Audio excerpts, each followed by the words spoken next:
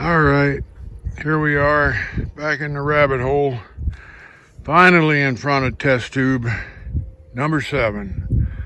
These are the round nose Pentas. Let's get them down the tube and go in the shop and have a look at them.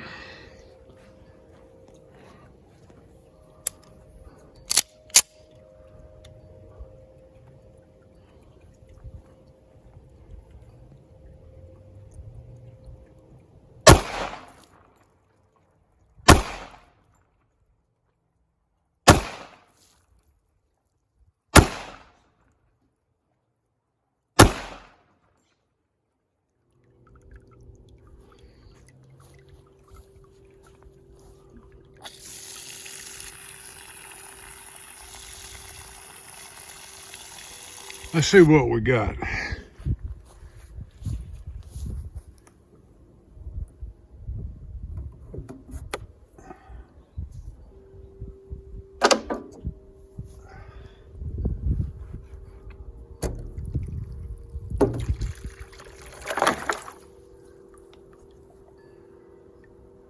I count 5.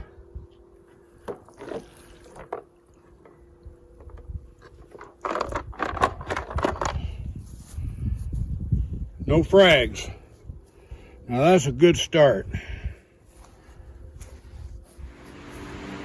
All right, let's get to the bottom of this. I am so anxious to wrap this deal up. Let me see. Okay, here's our recipe. 7.6 grains, 1.235 inches of a cartridge overall length, BHN 9.8, average speed 975, extreme spread 34, standard deviation 15. That's the criteria for these subjects here. 2 of them came out, I think, fair. Be this one here, the 837 diameter and 829. You can see there's a lot of room in that circle where that lead's missing, which is going to allow this to act more like a penetrator than a parachute. Next, this one 860 by 842. Again, a lot of room around the edges where the lead's missing. And then from there, they just get fatter and globier. It's between 837 and 890s, not that much difference. But you can see with the big one here, they start getting disfigured. They're not opening like a standard Penta, they're going further. So that's how they came out. I would prefer something smaller like this for when we go into the gel, but this is what's qualified itself to be tested in the gel, and so this is what we're going to go with. Overall, they're not bad. They're kind of textbook looking Pentas, but they're right on the verge of being overdriven again. Now the average diameter is about 858. You divide that by the 452 size of the cast, we end up with 190% expansion. FBI standards are 150, so at least we're exceeding that. Now, every time I think we got something solved and there's no more riddles, there's another riddle, and today's no different. You guys probably aren't going to want to hear this, but let me move this stuff around. Remember the BHN test? We followed it. We got down here to where last video we had this 8.7 reading that dropped from the 9.8 on the 28th. That was 20 days later. Now today on the 3rd, I had this little voice in me going, you better check that lead again. So I did, and I'm back at 9.8. I am not back at 9.8 because it has risen that far.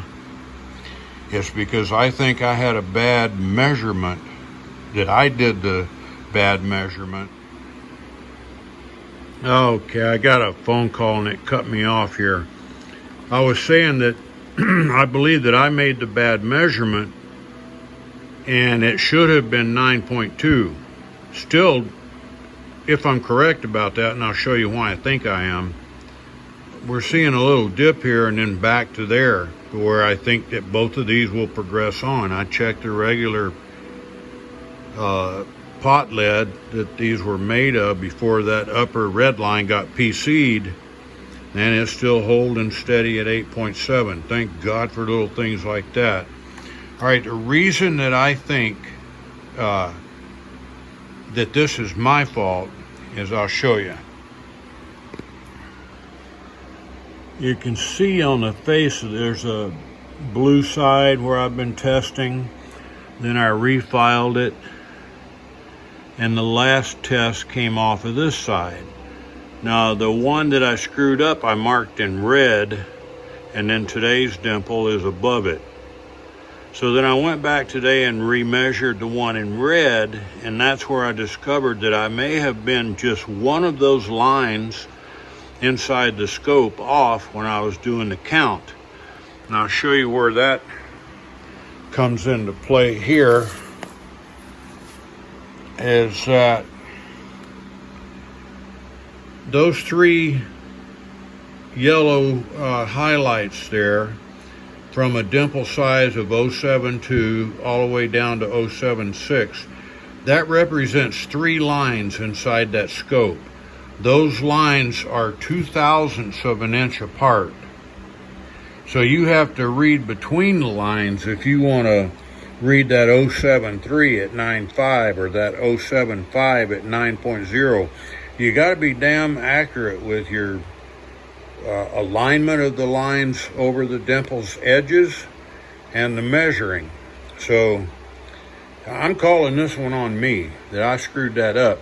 But I'm not saying that it should have stayed 9.8 all the way across that line. I accept the fact that it could have dropped to the 9.2 because we see this temporary rise when we started off, and that was 3 days apart, and we got a little jump, and then we got a drop, and then it just proceeded all the way along until it did it on the other end.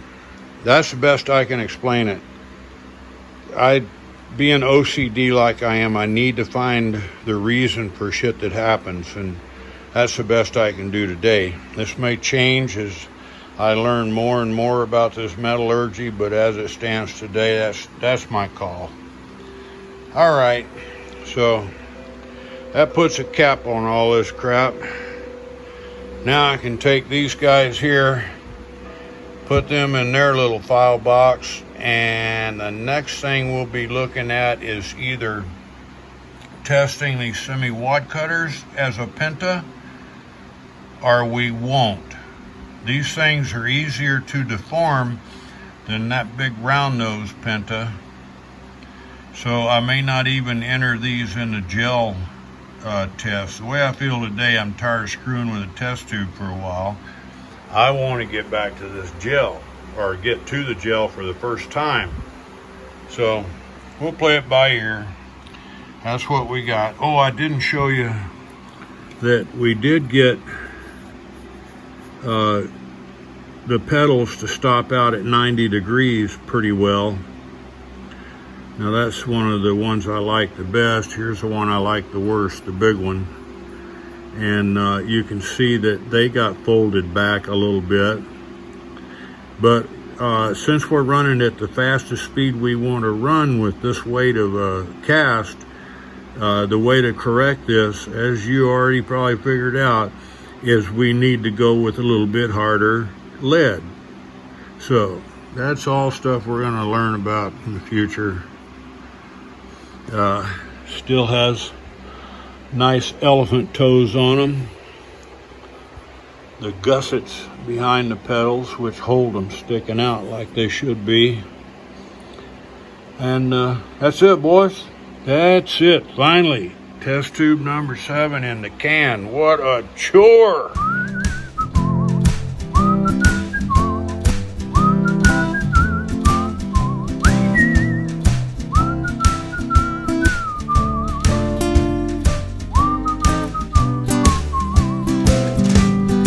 lazy bone, sleeping in the sun. How you expect to get your day's work done? You never get your day.